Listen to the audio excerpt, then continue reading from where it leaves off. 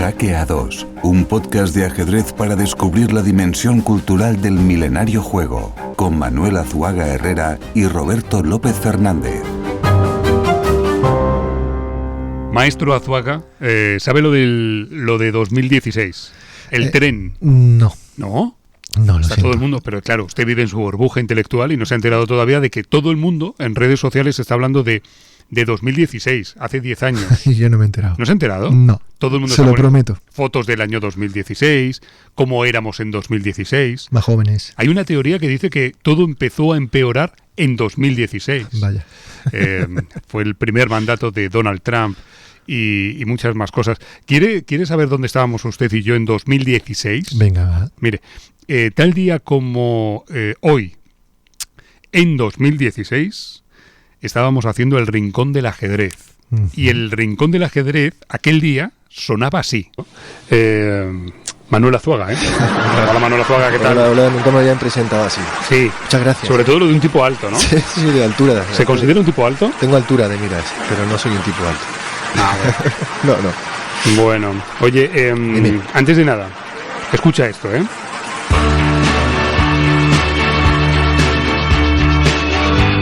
Bueno, varias cosas a decir. ¿Usted tenía la voz más varonil o es mi impresión? La tenía muy distinta, ¿no? Sí, es como que la saca de diafragma, ¿no? No me reconozco. No lo sé. Y sonaba Bowie porque en 2016 falleció David Bowie y ese día lo recordamos. Ah, mira, me acuerdo de ese día, fíjese, pero no sabía que hacía ya 10 años de aquello. Correcto, pues sí, hace 10 años. Bueno, me desperté Y ese día como todos, ¿no? mire, ahí está hablando de... Emocionado, ¿no? Se nos iba el camaleón, ¿no? Por un momento. Y bueno, pues... Pues hay una teoría, Azuaga, que dice que todo empezó a ir mal en 2016. Primer mandato de Donald Trump, muere David Bowie y a partir de ahí, pues todo un poco a tomar por... a la distopía en la que vivimos ahora, en fin. Pues sí, pues tiene bastante cuota de razón la teoría esa, ¿eh? Yo no la conocía, pero me voy a poner a investigar, lo prometo también. Bueno, pues ya hemos hecho el tren este de 2016, que Azuaga, por cierto, no conocía, así que podemos empezar.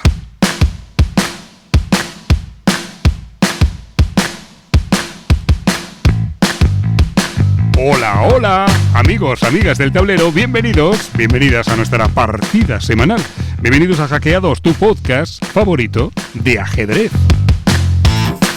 Con todos ustedes, un hombre que vive entre libros, alejado del mundanal ruido. Manuel Azuaga, maestro, ¿qué tal? ¿Cómo va la vida? Mucho mejor. 10 años después.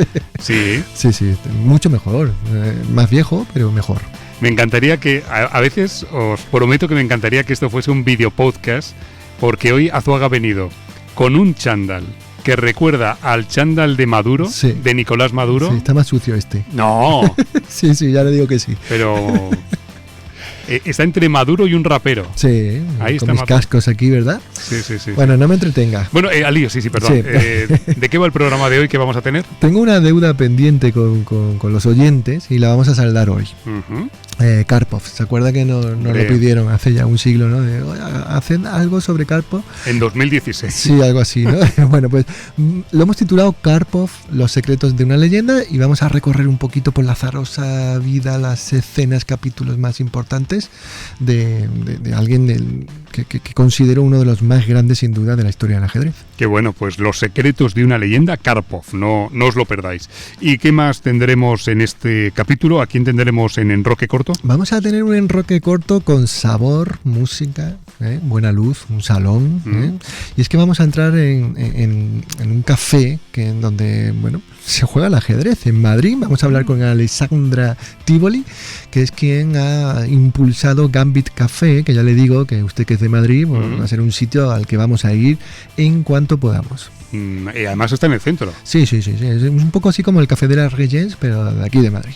Es verdad que a Madrid le faltaba un sitio así. Sí, esperemos que le vaya bien. Hablaremos con Alessandra Tivoli y tendremos la biblioteca de Caixa. Por supuesto, vale. Sabe que sí. Y el resto, el y cierre de lujo. Ya sabe, eso la aquí gran me diagonal. despreocupo, usted ya se encarga. Los saludos.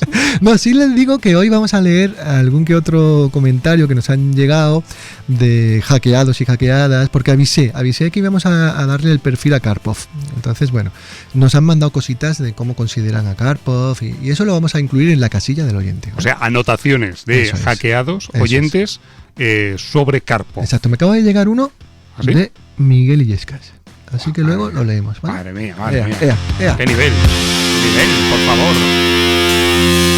Venga, al lío.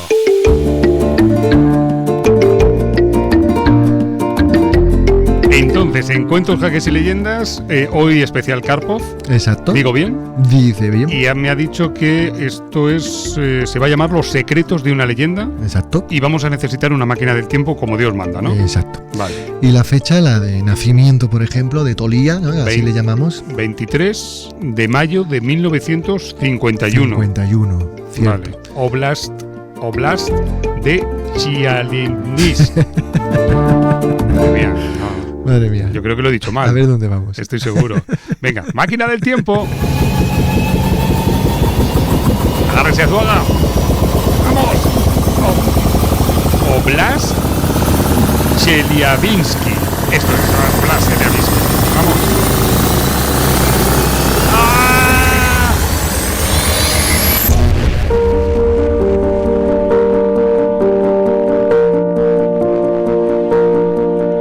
Pues aquí estamos, sentados frente a una de las figuras más legendarias del ajedrez moderno, un campeón que marcó toda una época y cuya vida parece escrita en clave de final de una partida.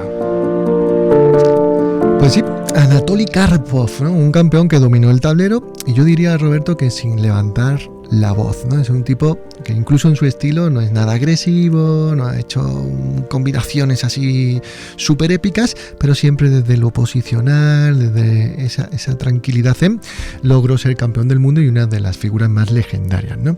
Tengo aquí anotado que en su infancia él nació en una familia de ingeniero y ama de casa, un padre que fue coautor de unas bombas de bola que ya le digo que no sé ni lo que es, ¿vale? A ver si alguien nos ayuda, ¿vale? Sí. Pero bueno, el padre fue el que le inculcó el amor por el ajedrez, ¿no? Y le empezó a enseñar este juego cuando el chico solo tenía 5 años. Entonces le diría a Roberto que Karpov es un tipo duro, acerado, que conoce mejor que nadie, incluso hoy, con cómo salir airoso de las celadas de la vida, y el carácter combatiente le viene dado seguramente porque en su más tierna infancia él libró una gran partida contra la muerte. Una infancia dura, una gran partida contra la muerte, antes incluso de aprender a mover las piezas. ¿Qué le pasó? Claro, exactamente, ¿no? Porque no tenía ni 2 años cuando la tosferina le llevó casi al umbral de la muerte, como dice. Él escribió: me atragantaba, me salía espuma por la boca y los médicos me informaron a mi madre que mis horas estaban contadas. El amigo, fotógrafo y periodista David Yada escribió en 2006 Anatoly Karpov, El camino de una voluntad, una estupenda biografía que contiene testimonios reveladores, como aquello de nunca fui un niño muy saludable, confesaba así el propio Karpov. Total, ¿no? Y para que uno lo diga de sí mismo, ¿verdad? Bueno, pues en esa misma biografía de Yada hay unas líneas de Karpov que a mi gusto son estremecedoras, abro comillas, y él decía: yo viví durante 15 años a 80 kilómetros de la central nuclear de Kyshtym, que registró 2 fugas en 1957 y 1962. El terrible problema es que los residuos nucleares iban a parar al río. En realidad tengo suerte de estar vivo y también de tener una salud razonable después de los años que pasé allí. Cuentan las crónicas y las biografías de Karpov que pasaba mucho tiempo enfermo, resfriados, laringitis, faringitis, mucho tiempo en cama. Su madre dejó de trabajar incluso y volcó todo su afecto, todo su amor al cuidado de Tolia, así llamaban al pequeño, y de Larisa, su otra hija. Qué mal estar así, ¿verdad, Roberto? Cuando uno está mal es que se encuentra tan... No, y que a los niños nunca debía pasarles nada. Ya, también. Y que eso del itis lo pilla todo, ¿no? El pobre Tolía. Bueno, pues el chico mataba el tiempo con lo que podía. Observaba las partidas de ajedrez de su padre y de tanto observar comprendió de forma natural los secretos del juego. O sea, que de la necesidad virtud, ¿no? Total. Y no hay mal que 100 años dure. Y de estos polvos, estos lodos. Al final, estar malito en casa y mirar tantas partidas se convirtió en todo un jugador. Pero, sin embargo, creo que su madre le prohibió jugar al ajedrez. Ay, las madres, ¿eh? ¿Y por qué? Total. A eso ya ni se acerque usted, ¿no? Yo me lo imagino un poco la escena costumbrista, ¿no? Y en palabras de Karpov, él lo describía muy bien, ¿no? Esto lo decía él en primera persona. Estaba tan acostumbrada, hablaba de su madre, ¿no?, a temer por mi salud física, que mi gran interés por el ajedrez le parecía un síntoma de enfermedad mental. Realmente tiene sentido, ¿no? Pero el veto materno, Roberto, solo multiplicó la obsesión de Tolia. Suele pasar. Sí, quien encontró el modo perfecto de burlar esta prohibición. Y él describe también muy bien y dijo: descubrí que para jugar al ajedrez no era necesario usar el tablero y las piezas, porque puedes dibujarlas en tu imaginación tanto como quieras. Bueno, esa escena yo creo que la estamos visualizando todos, algo así como Beth Harmon en la serie Gambito de Dama, ¿verdad? Total. Cuando se tumbaba y dibujaba las partidas de ajedrez, imaginativamente hablando, sobre su cabeza. Pues algo así hacía Anatoly cuando era pequeñín, ¿no? De tanta enfermedad. El siguiente capítulo se titula Genio precoz. Y es que a partir de aquí, maestro, creo que la historia de Anatoly Karpov cumple con el relato clásico del genio. Hemos contado muchas veces algo parecido. En el caso de Karpov, desde muy temprano, desde muy chiquitito, ya apuntaba maneras, ¿no? Sí, totalmente, ¿no? Ya se notaba que el chico tenía algo especial, ¿no? Es un poco como lo que ahora sentimos cuando vemos jugar a Faustino, ¿no? Y de esta manera saltamos hasta el año 1961. Y nos vamos a la región de Chelyabinsk. Bueno, creo que lo he dicho bien, pero seguro que lo he dicho mal. Karpov tiene 12 años. Juega en la escuela de ajedrez de Mikhail Botvinnik. Total, ¿no? El pequeño Tolia creciendo. Fíjese que lejos está, ¿no? Chelyabinsk, ¿no? Está lejísimo. Tenemos aquí el mapa y está allí como pues encima de Kazajistán. Sí, Uf. Muy lejos. Muy lejos y mucho frío ahí. Por cierto, y esto lo hemos contado, la escuela de ajedrez de Botvinnik era la más prestigiosa de la Unión Soviética. Así era. En 1961, que es donde hemos viajado, Karpov ganó el campeonato de esta región de Chelyabinsk, usted lo dice mejor, entre escolares, ¿no? Y a los 9 años obtuvo la primera categoría en ajedrez, a los 11 cumplió la norma de aspirante a maestro deportivo, a los 14 se convirtió en maestro de la URSS. Pues efectivamente entra en la escuela de Botvinnik, del patriarca del ajedrez soviético, sí. Y se cuenta que Botvinnik, atención Roberto, tras jugar contra Karpov, sentenció: este chico no tiene futuro en el ajedrez. Fíjate que Botvinnik tiene cosas buenas, pero a lo mejor como pitoniso. Agorero, ¿no? No, pero fíjese que le voy a salvar. No era verdad. Digo que se cuenta que Botvinnik lo dijo, pero sabemos que no es cierto. Algunas fuentes nos cuentan que el patriarca supo desde un primer momento que Karpov estaba llamado a alcanzar la gloria, como no. Y bueno, como que reconoció esto mismo el propio Karpov, ya pasados los años, y hablaba muy bien de Botvinnik. De hecho, dijo que Botvinnik creía que él sería una gran estrella y un futuro campeón del mundo. Vale. No, de este chico no tiene futuro a será una gran estrella y un futuro campeón del mundo, hay una distancia. Sí. Bueno, en 1969 Karpov ganó el Campeonato Mundial Junior en Estocolmo con 10 puntos sobre 11. De hecho, no perdió ni un solo encuentro. Y bueno, pues la verdad que ahí lo tenemos. Le he puesto una foto, los oyentes no la ven. Me encanta. Parece un boxeador, ¿verdad? Total, cara de boxeador, y yo creo que hasta tiene un diente. Sí, total. ¿Vale? Bueno, pues aquí hemos llamado este capítulo, Anatoly Karpov, los secretos de una leyenda, ¿no? Empiezo con uno de los secretos. Venga. Y es que Karpov, esto no lo sabe mucha gente, ¿vale? Se graduó con una medalla de oro, solicitó plaza en la Universidad Estatal de Moscú, pero no aprobó el concurso. Es decir, era muy bueno en el ajedrez, pero no tanto en lo de hincar codos y estudiar, ¿no? Así que, bueno, después de esto se planteó incluso meterse en el Instituto Militar Mecánico de San Petersburgo, donde nos hubiéramos quedado absolutamente sin campeón, ¿vale? Pero he aquí Botvinnik, este patriarca, este mentor, ¿vale? Que estamos contando que era el instructor de Karpov, ¿verdad? Y Botvinnik apeló al ministro de Educación y consiguió una plaza adicional para el joven ajedrecista en la Universidad Estatal de Moscú. Menos mal, Menos mal. Total. partir de esa victoria y de este título, Anatoly empezó a creer que cualquier logro era posible, ¿eh? Los grandes popes del ajedrez observaban con interés los pasos agigantados de aquel muchacho que empezaba a despuntar en el ajedrez soviético, ¿eh? Sí, ganó Estocolmo, campeonato mundial junior, efectivamente pasó lo que dice, y de hecho yo me lo imagino que entre ellos mascullaban como algo así, este es uno de los nuestros, ¿no? muy, muy típico. Bueno, pues poca gente sabe, Roberto, otro secretillo, que en 1972 Karpov ayudó durante 10 días a su compatriota Spassky, Boris Spassky, antes de que éste se enfrentara a Bobby Fischer en el duelo del siglo en Reykjavik. Esto no lo sabía yo. O sea que en aquella mítica partida, en el duelo del siglo, por detrás moviendo hilos, sí, estaba Karpov. Ahí. ¡Qué maravilla, eh! Bueno, recordemos que el campeón Spassky perdió en Reykjavik su corona y esta fue una pérdida que en plena Guerra Fría fue recibida en el Kremlin, en Moscú, como una auténtica tragedia nacional, ¿verdad? Sí, total. Fue una herida de muerte en el orgullo soviético y de hecho lo inmediato, después de haber perdido la corona, pasaba por restaurar el orden natural de las cosas. Vamos a recuperar el cetro, total. Dijeron, se oía en Moscú. Total, y el favorito para la recuperación de ese cetro fue, como no, nuestro protagonista del día, Anatoly Karpov. Bien, pues a pesar de la magnitud de este desafío, tenía que recuperar la corona, Karpov cumplió con su parte, se convirtió en el aspirante al título de campeón del mundo. Qué bueno, ¿eh? Ya tenemos a Karpov dispuesto a arrebatarle la corona a Bobby Fischer.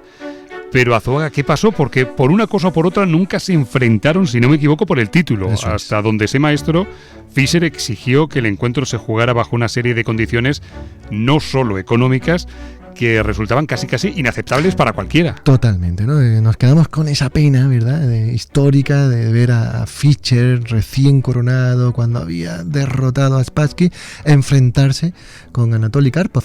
Y es que en realidad Fischer no defendió su corona debido, creo yo, Roberto, a su miedo patológico a la derrota, ¿no? Así que el 24 de abril de 1975, tras un sinfín de negociaciones fallidas,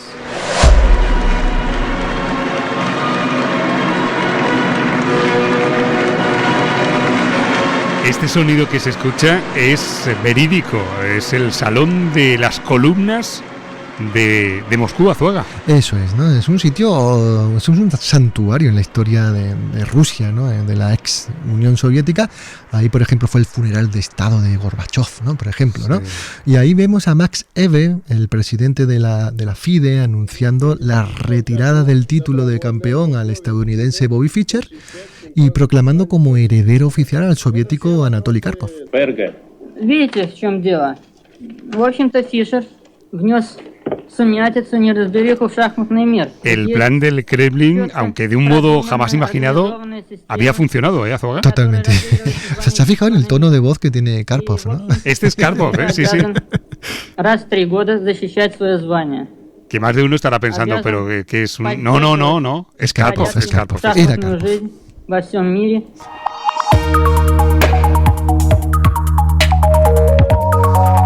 Era Karpov. El siguiente capítulo de esta historia lo hemos titulado La corona mundial en juego. Podríamos decir, maestro, que el periodo en el que Karpov tuvo que defender su credencial de mejor ajedrecista del planeta es quizás uno de los más apasionantes de la historia de las 64 casillas, no me equivoco, ¿no? Desde luego, ¿no? Considero que si uno revisa la historia de Karpov, casi que está revisando la historia contemporánea del ajedrez, porque estuvo presente en el meollo, ¿no? La primera defensa del título la disputó en 1978 en Baguio, Filipinas, contra el apátrida Víctor Korchnoi, un viejo conocido que 2 años antes, 1976, había huido de la Unión Soviética, lo que puso en riesgo su vida y también la de su familia. Ha dicho Korchnoi y he dicho, hombre, que esta historia la contamos, me acuerdo. Total. La de Igor, el hijo de Korchnoi, que fue detenido días antes del inicio del torneo. Exacto, De eso locos, es, eso aquello. es, ¿no? Entonces Karpov, por su lado, claro, también sentía sobre sus espaldas la presión política del Kremlin, la presión popular de toda una nación, y claro, tenía la obligación de vencer al traidor, ¿no? Pero durante el torneo pues se sucedieron algunas circunstancias que yo describiría como rocambolescas, ¿no? Circunstancias rocambolescas, ¿eh? Bueno, se lleva la palma lo que uno de los miembros del equipo de Karpov, el doctor Shukar, fuese un parapsicólogo. Sí. Verídico, ¿eh? El famoso doctor Shukar, parapsicólogo, que supuestamente proyectaba, atención, a través de su mirada, una energía capaz de distraer a Korchnoi. Sí, se quejó. Bueno, luego está la famosa guerra de los yogures. Aquello ya le dedicamos un capítulo en su momento, pero Sí. bueno. la Podéis verdad que escucharlo, ¿eh? Fue una locura. Y bueno, la verdad es que la pátrida Korchnoi, para evitar esta influencia que dice del Dr. Shukar, ¿no?, jugó el resto de las partidas con unas gafas oscuras de sol, ¿verdad? Están muy chulas, por cierto. Sí. Y finalmente Karpov cumplió con su deber patriótico y él reconocía, ¿no? La victoria en esta pelea fue una de las más duras de toda mi carrera.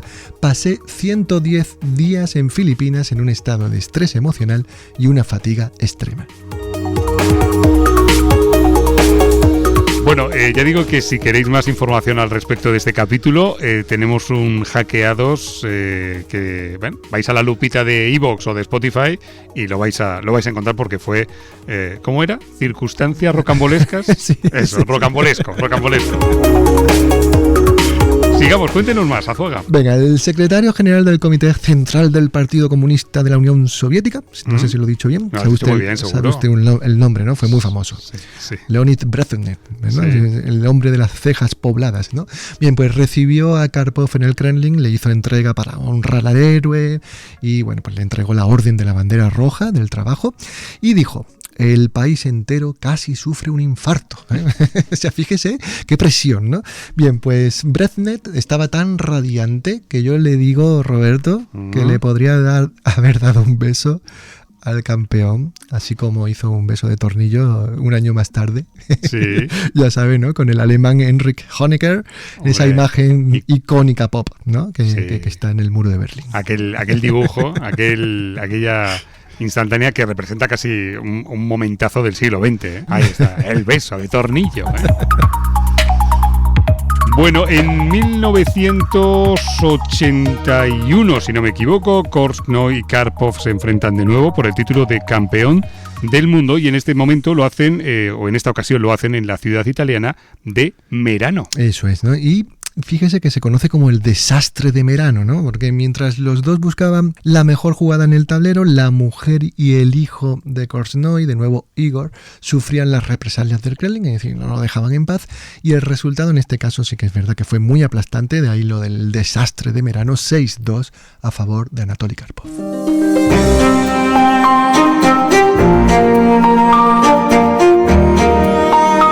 Pasamos la página y nos encontramos con la doble K, Azuaga. Sí. Llegó el momentazo. Total, ¿no? Bueno, la aparición del joven Garry Kasparov, ¿no? Que provocó una de las mayores rivalidades de la historia del deporte, no solo del ajedrez. Y bueno, ya saben, ¿no? La doble K, Karpov, Kasparov y viceversa, se odiaban dentro y fuera del tablero. Karpov representaba al régimen comunista, un sistema en claro estado de descomposición, ¿verdad? Y Kasparov, por contra, era un chico azerbaiyano con afán occidental, aperturista y valiente. El primer encuentro, o deberíamos decir desencuentro, Sí. tuvo lugar en Moscú, 1984, donde Karpov y Kasparov lucharon, atención, durante 5 meses. Qué locura, ¿eh? 5 meses luchando ahí a ver quién era el mejor. ¿Y sabes qué pasó aquí, Roberto? Que se le olvidó a la FIDE poner una norma. Entonces las tablas no valían. Claro. Es decir, Claro. aquí era hasta que llegaran a 6 victorias, digo, pero sin contar tablas. Y claro, aquello fue un infinito, ¿no? Al punto que Florencio Campomanes, el presidente de la FIDE, tomó una decisión sin precedentes, que fue cancelar el campeonato con un marcador a favor de Karpov 5-3. ¿Vale? Después de 5 meses, ¿eh? Sí. Vale, bien, De repente canceló, ninguno de los dos estaba contento, hay que decirlo. No me extraña. Sí, así que, bueno, pues pusieron, ¿no? Entonces, la segunda cita, también en Moscú, ya hablamos de año 1985, Kasparov se convirtió en campeón del mundo, ahora sí, convirtiéndose en el más joven de la historia. Corría el otoño de 1985. Meses antes, en primavera, Gorbachov había sido elegido secretario general del Partido Comunista, y el resto de esta historia ya la conocemos. Pero no hay 2 sin 3, ¿no? Sí, no hay 2 sin 3, y me ha gustado mucho lo que ha hecho, el poner el contexto político, ¿no? Porque gana Gorbachov, pero gana Kasparov también, van todo como en verdad, Sí. como de la mano.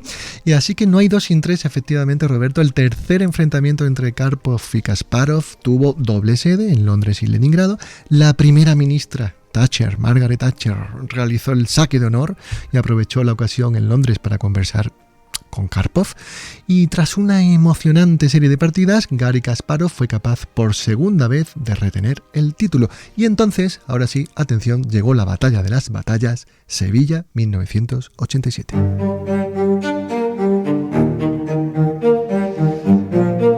Sevilla 1987. ¿Qué pensabais? ¿Que iba a sonar unas sevillanas o algo, no? No somos así, ¿eh? Yo creo que todos, Azuaga, recordamos el impacto tan extraordinario que supuso albergar en nuestro país, en España, un mundial de ajedrez. Yo recuerdo que Televisión Española emitió programas especiales, informó de los detalles de cada ronda del encuentro. Visto ahora y con cierta perspectiva, aquello fue algo más que ajedrez.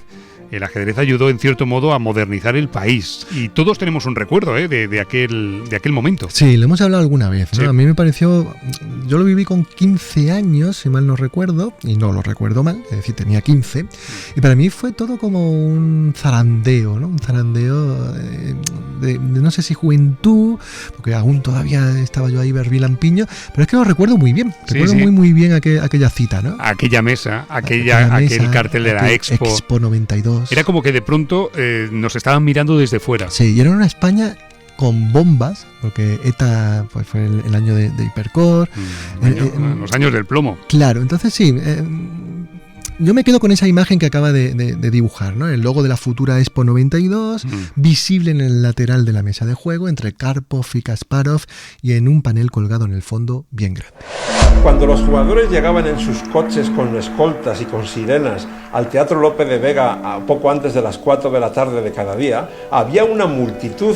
Cuando retransmitimos en directo la última partida por Televisión Española, llegamos a tener 13 millones de espectadores. Alucinante, ¿eh? Lo habéis escuchado bien. La última ronda se emitió en directo y tuvo una audiencia, atención hackeados, lo ha dicho Leoncho, de 13 millones de espectadores viendo la tele. Eran otros tiempos también, no había más que 1 o 2 canales, ¿no? Y bueno, pues se explica un poco por ahí, pero de verdad que el país entero, supiera o no mover un peón, estaba pendiente de quién de los dos rusos iba a levantar el título, ¿no?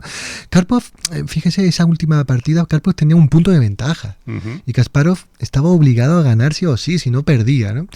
Y además jugaba con negras. El periodista Leoncho García lo vivió en primera persona. Karpov está por delante a falta de una partida, más cerca que nunca de la victoria. Kasparov necesita un milagro el último día.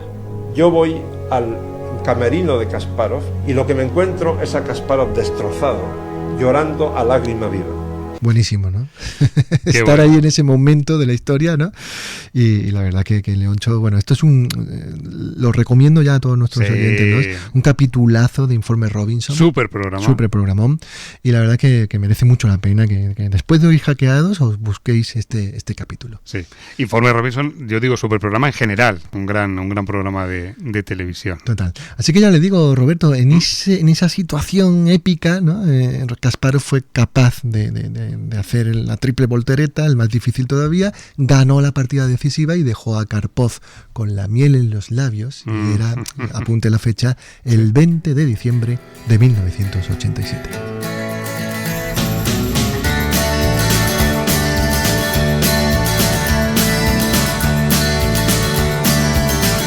...20 de diciembre del 87, ¿eh?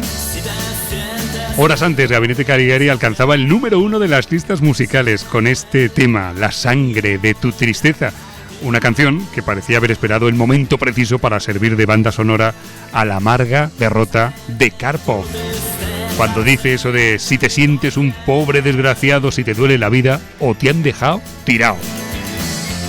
Total, ¿eh? Parece hecha la letra para quien había perdido el título de campeonato del mundo, ¿no? Bueno, pues después de aquello pasaron mil cosas y la figura de Karpov es cierto que es del todo inabarcable, ¿vale? Estamos contando, un perfil, pero sí les diré que desde que estalló la guerra de Ucrania, hemos hecho un salto total en el tiempo ahora, la reputación de nuestro protagonista, de Karpov, no ha salido, Roberto, muy bien parada. Si no me equivoco, como parlamentario de la Duma, Karpov votó a favor de la resolución que reconocía la independencia de las autoproclamadas repúblicas del Donetsk y Lugansk, por lo que fue sancionado desde el Consejo de la Unión Europea. Eso es, ¿no? Tuve que cancelar incluso, ¿no?, un estreno de su película, de su biografía aquí en Barcelona. Bueno, le pilló un poco a pie cambiado, ¿no?, todo esto. Y también debo decir aquí, y lo digo con conocimiento de causa, que Karpov siempre fue un hombre de paz, a pesar de lo que estamos contando. David Yada hace un tiempo me contó que Karpov es un convencido pacifista y, como él mismo ha explicado, Karpov tiene lazos muy fuertes con Ucrania. Junto a Kasparov, por ejemplo, donó su premio del Mundial de 1986 a los afectados de la catástrofe de Chernobyl. Fíjese que empezamos hablando de radiactividad, ¿no?, y de estaciones y de plantas nucleares al principio en su infancia, y al final donando dinero para los damnificados por Chernobyl, ¿eh? Total. Bueno, y es que en este punto, Roberto, conecto, ¿no?, precisamente con aquellos años en los que Karpov era tolía y los residuos nucleares iban a parar al río, cuando, enfermo en silencio, se decía él mismo: tengo suerte de estar vivo. Y hasta aquí la historia de hoy de Cuentos, Jaques y Leyendas, deteniéndonos en una figura fundamental, Karpov, titulado este Cuentos, Jaques y Leyendas, Los secretos de una leyenda.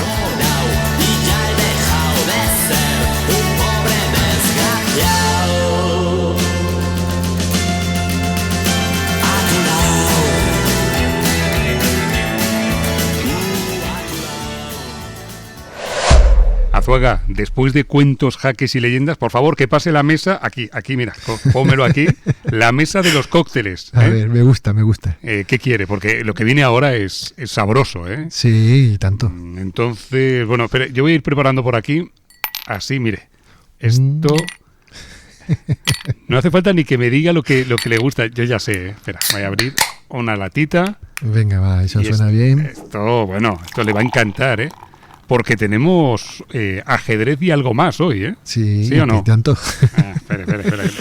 Así, mire. ¡Oh, madre mía! Esto va a estar increíble, ¿eh? ¿Vamos al lío? Venga, vamos. Vamos.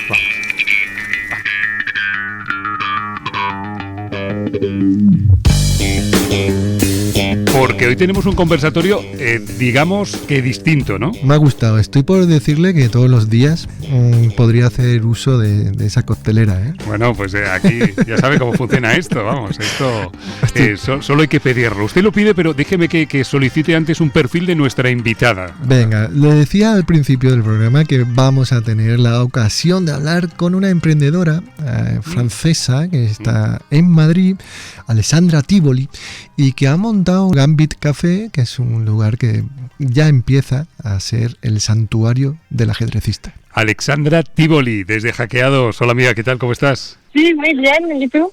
Muy bien, gracias por estar con nosotros. Oye, cuéntanos así de primero, la pregunta típica del periodista, ¿qué es Gambit Café? Sí, bueno, es un bar de ajedrez. Es un concepto que en Madrid no he visto en ningún otro lugar y la idea viene de un bar que existe en Francia, que ellos han abierto hace 5 años y fui muchas veces en este bar con mi padre. Y después, cuando yo he venido en Madrid, pensé, bueno, quizás aquí podría valer la pena de hacer un bar de ajedrez igual. Y bueno, la idea es que la gente vienen, pueden disfrutar de un cócteles o de comida o de café y al mismo tiempo se reúnen para jugar ajedrez. Qué bueno, Alexandra. Para empezar, enhorabuena por la idea, ¿no? Y luego por llevarla a cabo, que a veces uno piensa cosas muy chulas, pero lo verdaderamente valiente es poder hacerlas, ¿no? Sí, es difícil a veces. Además, cuando no estás en tu país, hay muchas etapas más. Bueno, para que nos hagamos una idea y que todo el mundo piense, bueno, lo primero es el domicilio, ¿no? Calle Barco, creo, ¿no? Calle Barco 26. Sí, Calle del Barco 26, sí, eso es. Es como muy céntrico. La idea era que la gente pueda llegar al sitio de manera fácil. Perfecto. En el centro, no tiene pérdida. Muy cerquita de Gran Vía y sí. Muy bien, muy buen lugar. Y yo me quiero hacer a la idea, ¿cuántas mesas tenemos ahí con tableros incorporados? ¿Tenéis salones? Cuéntanos, porque yo me quiero imaginar un café de la Regence, pero en el siglo XXI y en el centro de Madrid. Sí, bueno, tenemos como 20 mesas y voy a intentar quizás añadir una o dos más si puedo, porque, bueno, ya se llena el sitio. Pero tenemos 20 mesas y además tenemos un espacio de barra, entonces tenemos también espacio en la barra, pero para jugar 20. Perfecto. No está nada mal. Bien. Me planteo, ¿os habéis inspirado en, bueno, ha dicho el maestro Azuaga, el Café La Regence en París, aquel mítico, aquella cuna del ajedrez moderno, o el Marshall Chess Club en Nueva York, ¿no? ¿Os habéis inspirado en algún espacio histórico donde se ha jugado, en algún café, club como esto? Bueno, más que todo, honestamente, la inspiración principal era lo del B-Society, pero sí he mirado un poco todos los lugares que existen para ver lo que se hacen, para ver las mesas, cómo lo podríamos hacer de la manera más interesante posible. Entonces hemos tomado ejemplo un poco de todos los lugares. Alexandra, te voy a contar una historia muy cortita, pero muy personal, y voy a vestirme un poco, aquí decimos en español, de abogado del diablo, ¿vale? Te voy a poner un poco en el apuro de que me contestes sinceramente, ¿vale? Mira, yo fui como muchos oyentes, entiendo, un ajedrecista cafetero, es decir, íbamos de bar en bar y nos juntábamos, bueno, pues para echar unas partidas y para echar un buen rato, pero fuimos cambiando a salto de caballo de un bar a otro, de otro al siguiente, del siguiente al que nos iban dejando, y la causa y explicación de todo este itinerario es que nos echaban de todos los bares. Pero bueno, eso no me lo he contado nunca. Y no se echaban porque el ajedrecista no consume, Roberto. Amigo. Entonces, ¿cómo has planteado este gran hándicap de que el ajedrecista llegue allí y no solo eche un buen rato, sino que también esto se haga rentable? Sí, es lo que todo el mundo me está preguntando, pero ¿cómo vas a ganar dinero? Es una muy buena pregunta. Pero bueno, tenemos un coste para jugar de 3 euros. Ah, perfecto. Así es por persona. Entonces ya tenemos, es para compensar un poco es lo que estás contando, que es verdad que hay gente que viene y van a tomar una agua y quedarse mucho tiempo, entonces tenemos este coste y obviamente obligación de a lo menos una consumición. Perfecto. Entonces con eso yo puedo compensar un poco lo que estás contando de que la gente se queda mucho. Y bueno, voy a intentar también tener otras maneras de ganar dinero, tipo organizando los torneos y organizando muchas actividades. Entonces mi negocio no es solo la parte de bar, pero voy a tener un poco de negocio también con los eventos. Bueno, perfecto. En caso de que vayamos a Azuaga y yo, que vamos a ir, el dinero no va a ser un problema. Además tenemos patrocinador. Así que si quiero pedir algo, no sé, te digo, una tarta de manzana, un gin tonic, un café cortado, hay variedad, ¿no? Quiero decir que puedo merendar, puedo tomarme una copa, puedo tomarme una cervecita. Sí, hay de todo. Por la mañana tenemos café, té, tenemos también zumos, refrescos, y después por la noche tenemos cerveza, cócteles, vinos, entonces tenemos muchas opciones de bebidas. Y para comer, no es un lugar donde vas a comer tipo restaurante, pero tenemos tapas. tenemos Perfecto, sándwich nos vale, brownies, Alessandra. sí, Con eso nos vale. Muy sencillas, solo para que te puedas quedar y no morir de hambre, ¿sabes? Vale. Oye, Alessandra, en esta apuesta que has hecho de montar este Gambit Café, ¿qué dirías que ha sido lo más complicado, el jaque más duro al que te has tenido que enfrentar? O sea, ¿En el proyecto? Sí. Bueno, muchas cosas muy difíciles. Primero, es un mundo, porque el ajedrez viene mucho más de mi padre, entonces yo desde el principio tenía que aprender muchas cosas que cuando lo sabes es obvio, pero por ejemplo, cuando hemos preparado las mesas, las fallas de las casillas del tablero, porque tenemos tablero dentro de las mesas, yo no había tomado en cuenta que tiene que ser dimensiones especiales, igual que la blanca tiene que ser en la derecha y todo eso. Bueno, son cosas que quizás yo, pero yo no lo sabía. La que hubieras liado. Sí, entonces muchos detalles que tenía que cambiar, pero gracias a Dios tenía mi padre para ayudarme con esta parte. Y después, bueno, creo que siempre es un problema, son las obras, que tardan mucho, que se complican mucho, entonces creo que eso por todas las partes del mundo siempre es un lío y suena un poco difícil. Sí. Bueno, oye, permíteme, y Azuaga, permitidme que haga un pequeño viaje por el mundo de los cafés del ajedrez. ¿Sí? Así que la primera parada estaría en Nueva York, claro. Y nos iríamos al Chess and Bridge Café. Está en Nueva York, Estados Unidos, un lugar que combina café, tienda y espacio de juego. Dicen que es muy popular entre aficionados y maestros. Pero en este viaje hemos decidido que vamos a parar en otros lugares, como por ejemplo también en Estados Unidos, un mítico café que suena así. Es el St. Louis Chess Club, está en la ciudad de San Luis, Estados Unidos, actualmente es uno de los centros más importantes del mundo y sede de torneos de élite como el Sinky Field Cup, y dicen o hablan de él como que tiene una fuerte inversión en educación y en difusión, o sea que se dejan el taco allí, ¿eh? Y si bajamos un poco al sur nos podemos ir a la isla de Cuba, donde nos encontramos otro importante café. Este es el café Ajedrez de La Habana y hablan de él como un punto clave para la cultura ajedrecística latinoamericana, relacionado con la tradición del gran maestro Capablanca. Hay otros, Azuaga, en Mónaco, y en la lista también me viene el Club de Ajedrez Linares, aquí en Andalucía. Claro, y tanto, ¿no? Y eso fue meca también, ¿no? Y lo sigue siendo, ¿no? Del ajedrez mundial. Yo le quería preguntar, qué bonito este viaje que nos ha hecho Roberto ahora, y yo le quería preguntar a Alessandra, ¿qué música le pondríamos al Gambit Café si ahora mismo entráramos por ahí, por la puerta? Bueno, la mayoría de las músicas son un poco jazz, pero como músicas famosas. No, vamos a hacer la prueba, Alessandra. Si entráramos ahora, por ejemplo, dinos si está bien ambientado o no, ¿vale? Nos apruebas o nos suspendes, ¿vale?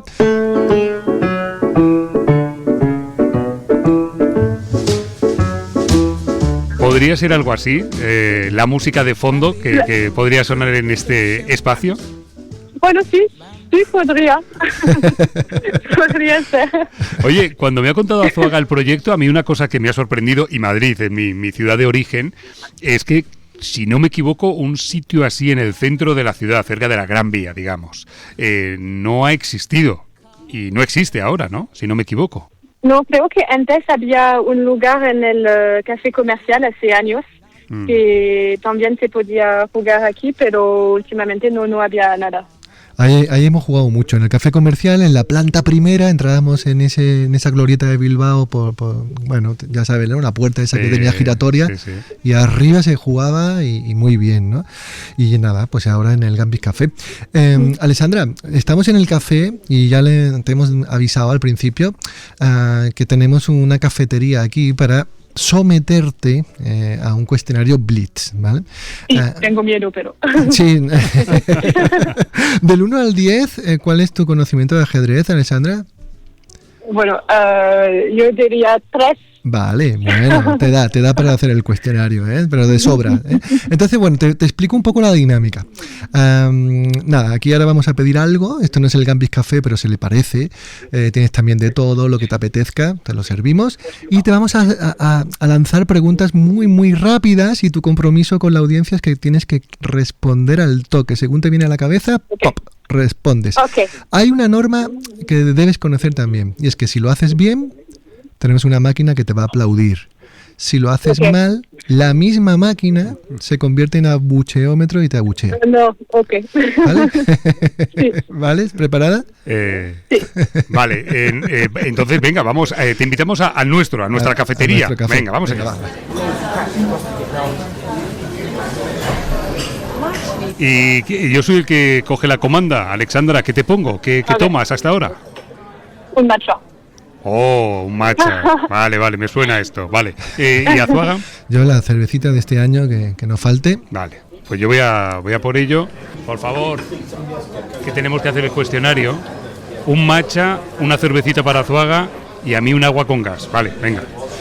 Y ahora me toca decir eso de, señoras y señores, hackeados. Hoy en nuestra silla de tortura radiofónica se sienta Alexandra Tívoli. Primera pregunta, ¿blancas o negras? Blanca. Bien, ¿alfiles o caballos? Alfiles. En Gambit Café, ¿en qué dirías que eres una auténtica especialista? El mojito. Ole. Perfecto. Oye, Alexandra, del 1 al 10, otra vez. ¿Cuánto de lo que has aprendido en un tablero de ajedrez puedes aplicar al día a día de tu negocio? 8. Creo Vale. que se aprende mucho cosas. Vale, ¿Qué es lo que más te gusta del ajedrez? La anticipación. vale. Oye, si pudieras sentarte a jugar una partida ahí en tu lugar, en Gambit Café, ¿con qué personaje, con qué personalidad del mundillo del ajedrez te gustaría jugar una y por qué? A mí también Julien Song, que es un influencer francés, porque me gusta mucho su trabajo y me apetecería jugar una con él. A Julien Song. Ok. Y si le ponemos música a esa partida, una banda sonora, ¿a qué sonaría esa partida? No tengo la música, pero que quizás algo dinámico. Algo dinámico, ¿vale? Perfecto. Sí, ¿Y a quién le regalarías un tablero de ajedrez? a mi padre. Vale. Oye, no sé si usas mucho el WhatsApp o no, pero Sí. solemos preguntarle a nuestros invitados cómo se llama el grupo de WhatsApp más divertido que tienes. Girls. Con mis amigas, que es un grupo con mis amigas que no tiene nada que ver con el ajedrez, entonces sí, es buena respuesta. Vale. ¿Y cómo es el nombre del grupo? Girls. ¿Y eso en español se puede traducir? Chicas. Chicas, chicas, chicas. vale. Girls. Y la última, tienes que completar la siguiente frase. Gracias a Gambit Café, completa la frase. Gracias a Gambit Café. Sí. He aprendido muchísimo sobre la vida, ajedrez y muchos temas. Bien. Y ahora el aplausómetro. Sí, que me va a hacer aceptar. O abucheómetro. Ay, qué momento de verdad. Ay. Cada vez lo paso peor. Me está poniendo un mensaje. Dice, teniendo en cuenta que Alexandra es francesa. Gracias. Ok, Claro. Ahora. Muy bien. gracias. No, muy bien, Alexandra.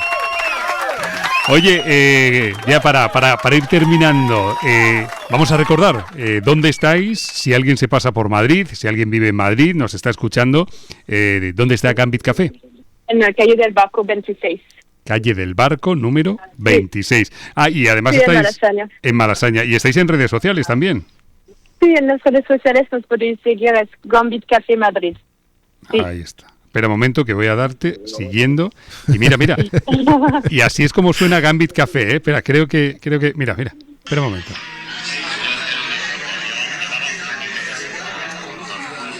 Este sonido en directo, ¿eh? Así suena. ¿Azuaga, has visto? Sí, perfecto. A mí me dan unas ganas locas de ir. El próximo viaje ya sabes. No, la próxima vez que vayamos a Madrid, Visita obligada. Alexandra, nos pasaremos Sí. por allí. No, sí, seguro. Muy bien. Pues mucha suerte, Alexandra, con este Muchas proyectazo. gracias. Y muchas gracias Sí, por muchas acercarte gracias. a Hackeados. Un abrazo. Sí. Bye bye. Azuaga, le voy a decir una cosa, no puede ser que nos esté patrocinando esta temporada Luis Fúgaro, una gama única de ropa elegante para hombres como usted y como yo, y venga a hacer el programa con el chándal de Maduro. O sea, o una cosa o la otra. Lo siento, pero es que mola mucho también, ¿no? Es verdad que no le llega, pero bueno, lo solucionaremos. Ya sabéis que las mejores camisas, los mejores pantalones, la mejor ropa, y además estamos en rebajas, está en luisfugaro.com. Esa es su página web. Tienen tienda en Marbella, pero vamos, que ya se está quitando el chándal, ¿eh? Sí, no. Bueno, ahora no. Pero para el próximo día, ¿eh? Ya, vale, lo prometo. Vale. Nuestro patrocinador es Luis Fúgaro. Una gama única de ropa elegante para hombres. ¿Cómo era el eslogan? Un lujo asequible. Pues ya está. ¿Lo he dicho bien? No, usted lo ha dicho muy bien. Perfecto. Lo único que tiene que hacer es, en fin, predicar con el ejemplo. Venga, vale. Y ahora torre en séptima. Ya sabéis, nos colocamos en séptima fila y leemos mensajitos de los oyentes, ¿eh? Por cierto, nos inundáis, desde que tenemos Instagram, ya iVoox, YouTube, Spotify, Instagram. Bueno, una locura, ¿eh? ¿Tiene por ahí algún mensajito? Sí, y tengo aquí uno que, la verdad, tiene toda la razón, ¿no? Y me decía, Blancos Menorca nos decía, saludos desde México, me parece que el tema ajedrez y filosofía daba para más. Bien, tienes razón. Cuando acabó el programa, Azuaga y yo nos miramos y dijimos, a lo mejor nos hemos venido muy arriba. No, es que da para más. Sí, bueno, claro. Bueno, y tanto para más, que déjeme que le diga que nos olvidamos de citar los 2 libros de Francisco Javier Fernández, El banquete de los atrabiliarios, que está publicado en Plaza y Valdés, y El ajedrez de la filosofía, también un libro de este filósofo ajedrecista. Vale. Nos llegó un mensaje anónimo que decía, muchas gracias por vuestra compañía, hacéis un trabajo de divulgación increíble de nuestro gran juego deporte de ajedrez, me acompañáis por las carreteras y caminos mientras entreno mi otro deporte, el triatlón. Olé. Muchas gracias. Y al momento nos mandan otro, Miguel Ángel Martínez. Y dice, soy el del mensaje anterior, pero esta vez con mi nombre registrado, Miguel Ángel Martínez Castillo. Dice, de nuevo, gracias por vuestro gran trabajo. Pensar en ajedrez mientras preparo mi otro deporte, el triatlón, es algo que me llena. Me acompañáis por las carreteras y por los caminos. Muchas gracias. Os conocí, por cierto, en el episodio 64 y ahora estoy recuperando todos y cada uno de los anteriores. Dice, ya solo me quedan 12 o 15. Y dice, saludos desde Sax en Alicante. Me encanta, Miguel Ángel, sí señor. Bienvenido ahí. Saludo al triatleta, ¿eh? Mira, en tono ahora, antes nos regañaron, ¿no?, por lo de la filosofía y luego nos corrigen y en tono aquí el mea culpa. Me di cuenta luego que dije a bombo y platillo que iban a estar en Madrid. Por un lado iba a venir Gotham Chess y dije aquí que iba a venir un pedazo de top mundial como Wesley Zhou, y está mal.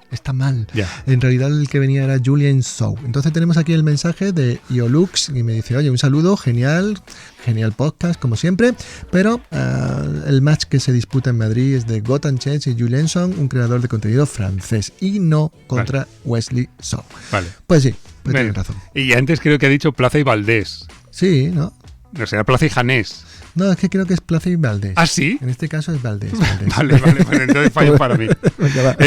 Ricardo dice, pues en referencia a las épocas del ajedrez, creo que las partidas del siglo XIX se aman con el corazón y las del XX con la cabeza. Qué bonito. Está muy bien dicho. Sí. Dice, las del XXI con silicio. Jejeje, excelente programa. Una vez más, amigos. Bien, mira, y tengo aquí Juan Carlos Rivero, nos manda saludos desde Colombia. Desde Colombia, excelente programa. Muy bien, Juan Carlos Rivero, claro, Juan Carlos Rivero es el narrador del fútbol, ¿no? Sí, pero este con V. O sea, el suyo con V y este con V. Vale. Tengo alguno más. Muchas gracias por vuestra compañía. Hacéis un gran trabajo de divulgación increíble sobre nuestro juego ciencia. Bueno, pues nada, gracias a todos, ¿eh? Sí, tenemos aquí, vamos a leer también, para terminar la sección, Roberto, le decía antes, los mensajes de la audiencia con respecto a nuestra figura del día, Karpov, ¿no? Miguel Illescas. ¿Qué dice? Querido Manuel, solo tienes que darle una mirada al último ejemplar de revista Peón de Rey. Y es cierto que aquí tenemos Linares 94, un torneo del que no hemos hablado, donde, bueno, aquí Karpov vence a todos, ¿no? Y se titula Descomunal Karpov en el torneo más fuerte de la historia. Vale. Tenemos aquí también a Eduardo Navarro, que nos hace ese guiño también a la victoria de Karpov en Linares. Ajedrez 90, el rey indiscutible de la profilaxis. Eso le gusta a usted mucho, Roberto. Sí, la profilaxis siempre. Tenemos aquí a Bermejo, que nos decía, es uno de los 3 o 4 mejores jugadores de todos los tiempos. O a English Teacher, que decía, es mi jugador favorito, sus partidas generaban auténtica asfixia en los contrarios. Qué manera de usar la profilaxis. Qué bueno, qué bueno. Pues nada, mensajitos.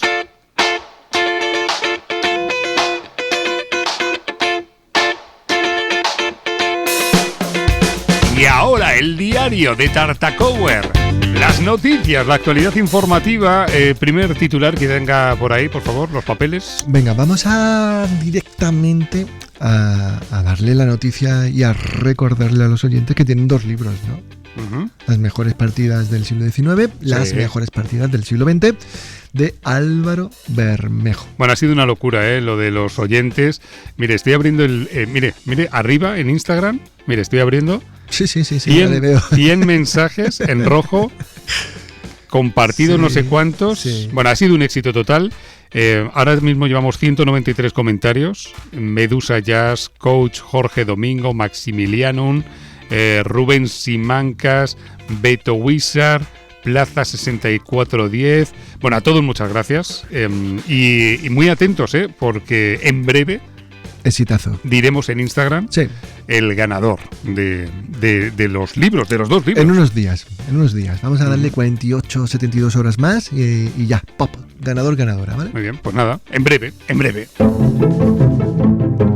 Y en breve llega a la biblioteca de Caixa, o lo que es lo mismo, Azuaga, el maestro, gran maestro, Luisón, con sus consejitos literarios y bibliográficos. Le confieso una cosa, ahora Dígame, que no nos escuchan, me voy a comprar los 2 libros de la recomendación del día. ¿Ah, sí? Sí. Pero si no sabe todavía qué va a decir. Sí, lo he oído, lo he oído en casa. Bienvenidos a la Biblioteca de Caixa. Hoy como recomendación de libro clásico, un libro que en realidad acaba de salir. Lo que pasa es que no es la primera vez que aparece en español, hay una edición antigua ya descatalogada y acaba de aparecer corregida, con diseño novedoso, en 2 tomos, Entrenando a Kasparov, año a año y jugada a jugada, por Alexander Nikitin. Imperdible todas las historias que cuenta sobre ese entrenamiento que realizó Nikitin sobre el prodigio Gary Kasparov. 2 tomos, el volumen 1, El niño prodigio, y el volumen 2, El matador. Y, como libro actual, un libro de finales, Rook in Games from Morphy to Carlsen. Finales de torre desde Morphy hasta Carlsen, de Bogdanov. Un librazo con ejemplos buenísimos de finales de torre, que son los finales que más se presentan. Es súper importante conocerlo, y aquí vemos a los mejores de la historia jugando esos finales. Muy, muy instructivo. Vale, entonces se va a comprar los 2. Sí, porque ese segundo me hace falta. Sí, ¿no? Sí. Yo ya soy fan, por favor te lo pido, de Nikitin. Sí. O sea, y sé perfectamente que fue un gran maestro y un gran entrenador, etcétera, etcétera, pero me vuelve loco el nombre. Sí, es que Nikitin Tintín. Nikitin. Y ahora la gran diagonal, el mensaje, porque esta temporada Azuaga lo ha querido así, de un oyente, o de varios oyentes, Le pido que no diga nada. Vale. Pero ni un comentario, ni una ironía. Vamos a dejar de ganarnos enemigos. Vale. ¿Le parece bien? Me parece estupendo. Pero ni ahora ni luego. Vale. Vamos a escuchar el mensaje. Buenas Manuel, buenas Roberto. Soy Yolux, el que os dejó una vez en un episodio en los comentarios de YouTube un recopilatorio de que había respondido cada invitado en el cuestionario Blitz si preferían blancas o negras. No sé si os acordaréis. Bueno, precisamente del cuestionario Blitz quería traer un consejito para los invitados, y es que al final lo que se evalúa es la rapidez, no hay respuesta mala o respuesta buena, así que les vengo a recomendar pues el truco de Jaimito del chiste, cuando le dice a la profesora, rápido Jaimito, 2x2, y dice Jaimito 20, y dice la profesora, pero 2x2 no es 20, dice ya, pero me habías dicho que lo respondiera rápido. Entonces pues con el cuestionario Blitz igual. Apertura fetiche, escocesa, aunque no haya jugado escocesa en su vida, pero mejor que quedarse pensando y llevarse un abucheo, pues yo creo que es. Así que nada, ahí os dejo el consejillo. Enhorabuena Roberto y Manuel, por el programa, que es excelente, y un saludo a todos los hackeados. Pues el saludo del que... No, que no puede decir nada. Ah, vale. No. Vale, Hemos dicho perdón, que nada. perdón, es verdad. Un gran saludo, ¿eh? Bueno, pues nos vamos. ¿Cuál ha sido? Que no. 7-7. El 7-7 que nos recuerda a 2016. 7-7. ¿Sabe que echando... Este ya momento para usted y para mí. Echando la vista atrás, empezamos con el Rincón del Ajedrez en 2014. 14, sí. Pero ¿cómo puede ser posible esto? No lo sé. Fue ayer, ¿no? Eso fue casi nada. Un pestañeo. Total. Sí, 2014, me acuerdo muy bien. Sí. Lo que no me acordaba era del 2016, de lo de Bowie, de todo lo que hemos empezado, pero 2014... Y ahí empezó todo mal. Aquí seguimos. Ahí está. 12 años después, madre mía. Azuaga, la semana que viene más. Sí, 7-8. 7-8, correcto. 7-8. Como la Constitución. Pues venga. Adiós. Adiós a todos. Chao. Adiós.